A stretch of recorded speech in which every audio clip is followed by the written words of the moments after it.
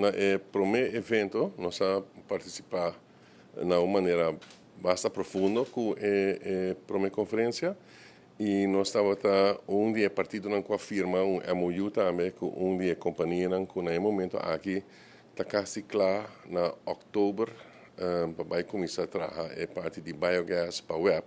Nós estamos muito contentes com isso aqui e nós estamos papiando de inversão de 60 plus milhões de florins. Para a Frizone, ela sai muito positivo. A mensagem que nós queremos dar à comunidade comercial de Aruba, get involved. Porque nós temos gente que está assim bom involved nisso aqui e não vai sair basta bom dia coski.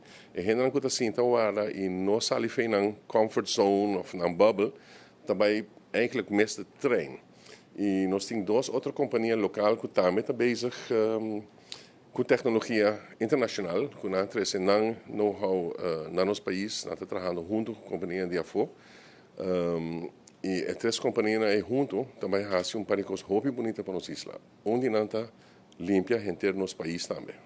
2 anos e algo para trás, nós agora contratamos do governo de Aruba, para o se estava possível para nós fazer uma sorte de re-engineering, redesign do produto de Frizone, para o se nós por ajudar o desenvolvimento, para ajudar a criar o terceiro pilar econômico de nosso país.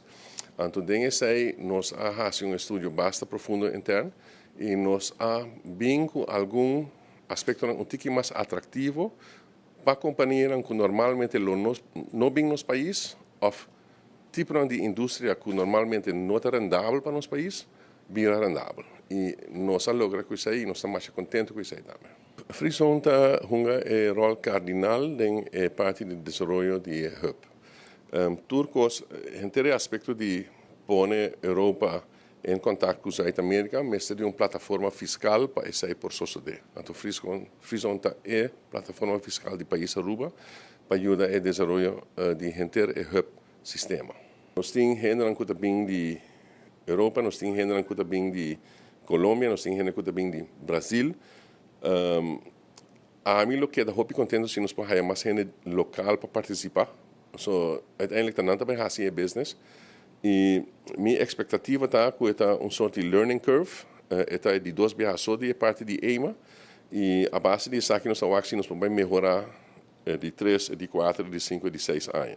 Nós temos que aqui talento não está de nós, gente não está me. Então, gaandeweg, para mim, é não enkele event. Para mim, é processo nossa dentro.